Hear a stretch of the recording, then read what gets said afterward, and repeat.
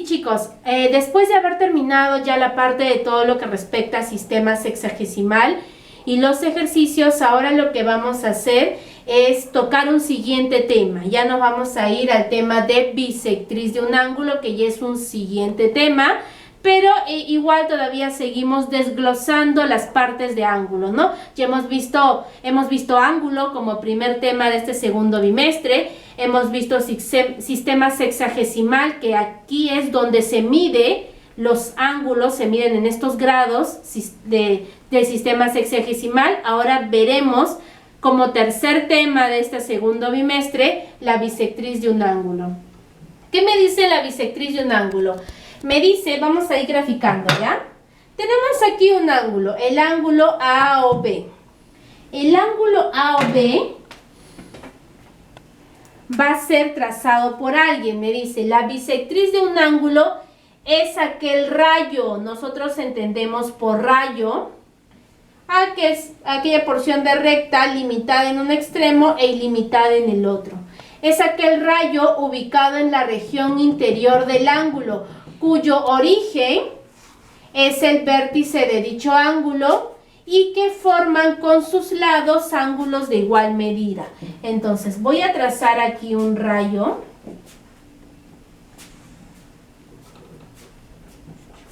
Tenemos ahí el rayo OP, vamos a ponerle el rayo OP.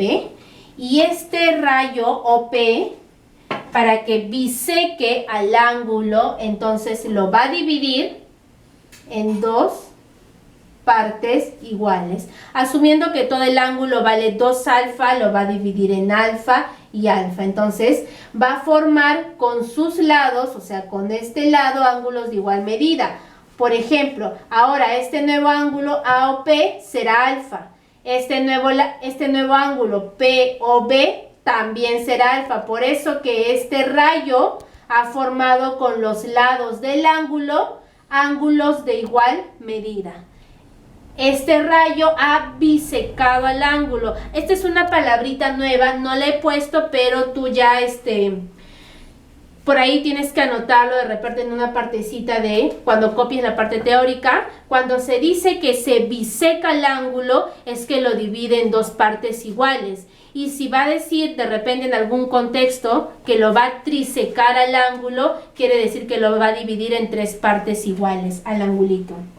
Entonces por aquí tenemos que el rayo OP, vamos a poner aquí el rayo OP, es bisectriz. Este rayo OP es bisectriz del ángulo AOB.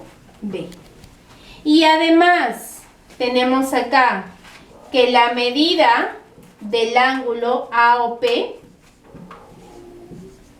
va a ser igual a la medida del ángulo POB, porque recordemos que ambos tienen el valor de alfa, y esto va a ser igual, alfa y alfa son como la mitad. Por ejemplo, este angulito es como la mitad de todo el ángulo grande. Este angulito es como la mitad de todo el ángulo grande. Entonces esto va a ser igual a la medida del ángulo grande, que es AOB, todo el ángulo grande entre 2. Porque cada uno de ellos es como la mitad del ángulo mayor, del ángulo grande. ¿Listo? Esta solamente es la teoría de bisectriz, no hay más. Ahora lo que viene de frente, ejercicios propuestos. El tema es sumamente chiquito. Vamos con ejercicios propuestos. Me dice, relaciona de manera adecuada cada columna con su respectiva columna. Acá vamos a poner las letras a la que corresponden. En este caso, bisecar. Yo te había explicado hace un momento qué cosa era bisecar. ¿Qué cosa es bisecar? Dividir en 2 partes iguales. Biseca, viene de 2, divide en 2 partes iguales. Vamos a ponerle A.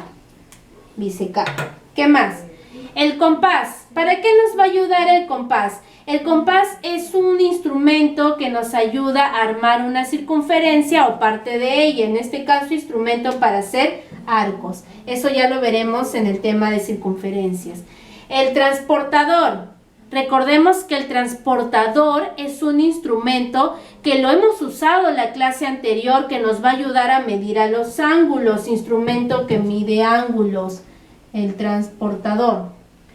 Y por último, trisecar, ya hablamos de trisecar, 3, divide en 3 partes iguales.